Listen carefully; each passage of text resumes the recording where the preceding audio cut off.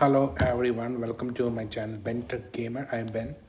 So today we'll be reviewing the MSI 16-inch laptop. So it's called MSI Vector 16HX AI. So it's an AI laptop, 16-inch. Its display is using QHD, and because of its ratio is 16.9, the resolution will be 2560 times 1600p. However, there are games you can put the ratio to 16.9 and use 1440p, and the frame rate, or rather hertz, of the display is 240 hertz. And it is OLED, but because of matte finish it looks like IPS, but the color is better. During the black scenes, it's an issue. It does not have VRR, and I wouldn't see necessary negative, because VRR plus OLED screens cause big flickers. Just turn on VSync from system wide, and you won't have any screen tearing, but you will have latency whenever frame fluctuates. Okay, so this laptop cost 3,800 plus tax Canadian, so that would be US close to 2,500 to 3,000. You can just check it yourself. So how is the gaming performance? I will be putting, so I have played close to between 20 to 30 new plus old games, and my experience, all the game experience is good. However, if you are a streamer who's streaming the game and doing gaming at the same time, do not get a laptop, because this thing will throttle, and I'm not game, my bad. The laptop will prioritize gaming rather than streaming. If you want to do streaming, get a desktop version, or maybe even RTX 1590. But I haven't tested, but I can guarantee. But what I can say is I did play a desktop version of RTX 390, 490, and now 5090, and also 5080. So from my experience, the desktop version, you can do both. For this one, you have to use a capture card and use a different cheaper desktop or even laptop PC to stream, but then there's no point in buying this. Just get a desktop PC. Now let's look at ports. So you have charging port over here, 2.5 gigabits port over here, and HDMI 2.1 port over here. Although this 2.5 download, you will get the full, not full, about 2.3 out, up and down, and I have 5 GB up and down plan. When downloading a game in most websites, let's say Steam, Epic Games, like that, this download only maximum 1.9, maybe 2. But from the EA store or EA download launcher, whatever, I was able to download up to 2.5. Now, I did previously had a RTX 390 laptop from Razer, which was I think around 17-inch screen, I believe. So that one, my download would go all the way to 3 GB, because back then I had only 3 GB internet. So I don't know if it go above. This one is, I don't know, it's a CPU issue, GPU issue, or is it it definitely not a disk issue, because this can go up to PCI Gen 4 I think this is 1 terabyte. Yeah, 1 terabyte, and can go up to 6,000, maybe 7,000. But remember, this is a laptop, so it does not get the full Gen 4 speed. There will be throttling. And then, yeah, so you won't get the full download speed. And what else? Yeah, so I don't know what's causing the issue. Intel issue, is it Intel CPU issue? Because I had the, if I remember right, 12th Gen 4, I think i9 12th generation mobile CPU back then. And this one, from what I heard, Intel has reduced the how much minimum gigabytes or gigahertz it can go. So maybe it could be that.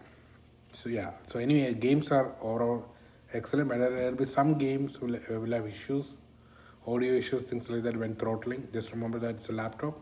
Now when I was playing far majority of the game, even with putting a laptop, high speed, ultra, everything, I still didn't feel like my leg was too hot to play. So because of this thing, I will show you. This part. So there's enough space between your leg, So it can also, because of that, the hot, our leg does not touch contact this that much, therefore we don't feel any hot. And playing game, this thing will go full blast. Now I will be putting list of games, or a link of playlist rather, to see gameplay of uh, I took from this laptop. There are some videos that are slowing down, and remember, it's not the game; it's just the recording, because, like I said, because of throttling, game was prioritized instead of OBS Studios recording. So yeah, I use OBS. Now let's go to port. Yeah, remaining port, my bad. Yeah, so this is the proprietary charging port, but you can charge here as well using Thunderbolt 5 up to 240 hertz, I believe. No, actually 140 hertz, because although Thunderbolt 5 can go 240, they limit it to 140. And then yeah, 2.5 HDMI 2.1. So you can connect this to a monitor and get either 4K 120 Hz without compression, or get 4K 240 Hz if the monitor supports with compression. And this will be better than DisplayPort 1.4. Yeah, so you have one audio jack, you have two USB-A, and these two are Thunderbolt 5. So ports are very less compared to other gaming laptop, but at the same time you have Thunderbolt 5. What you can do is you can get an Thunderbolt 5, which are at the time expensive, Thunderbolt 5 duck or something, or hub, and then increase your availability of ports. Yeah, so now let's go to screen. So as I said, the screen is a matte finish. This keyboard does feel good. You turn on a system here, the audio is not bad, but still it's not good, especially when you're gaming. You have to use an headphone to play this, or else you won't hear anything. Once you use an headphone, then it's not an issue. Yeah, now let's go to rendering speed, how fast this laptop can render. So a 4K 30 or 24 FPS video that's, let's say, length of 38 minutes took me roughly, the setting was H.265 export with the preset of I would say slow, which is like medium, and then high quality tuning took me, let's say, about roughly 6 minutes. Yeah, roughly 6 minutes, which is very fast. But there's a few caveats. You have to plug it. So if you do not plug it, it will go to hybrid mode or discrete mode. In discrete, not discrete, echo mode. In echo mode, it will be using iGPU, which is basically Intel's own GPU that uses what is a QuickSync, I think it's called, and that one still fast but slightly slower than GPU, about 10 minutes. And then CPU also took, like, if you want to use pure CPU, in that case, in the quality preset, it took same around maybe 1 minute late, about, let's see, 7 or 8 minutes. Overall, this GPU, whether it's CPU wise or GPU wise, is very fast. Yeah, so I would say it's worth the money, but just remember, it's not really what do you say, mobile laptop, because you still need to connect, because the battery hour is very bad, close to, let's say, 5 hours, and you cannot use discrete GPU. You can only use hybrid mode or echo mode, and that's no, because which means you cannot actually play for a long hour without plugging in, and you have to use the proprietary charging port. You cannot use Thunderbolt, because Thunderbolt will only give 140, whereas that thing give you 300 watts or something. So let's go to positive.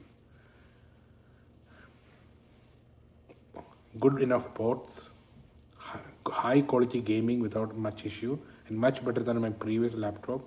And the heating, what do you say, the cooling system was good. I do not feel any heat, I would say, on my leg. Then what else? Yeah, gaming is good. Exporting system was good. 2.4 everything port was good. The one negative I would say probably would be slightly higher price. I would say this would be better for, let's say, about 3,500 Canadian instead of 300, 800. And also another issue I found with this laptop, like I said, the display. is a negative, because the display is matte finish. It should have been a choice, because I hate matte. If you are someone who's play game, matte finish looks like IPS almost. Without the brightness of IPS. Because with at least with IPS panels, you get much higher brightness compared to OLED. Unless it is like Apple's, that iPad where they put two OLED display to get higher brightness. That's the only way you can get two brightness. Because of the matte finish, it looks like IPS panel, and I don't like it. So overall, it is good, just slightly overpriced. Thank you for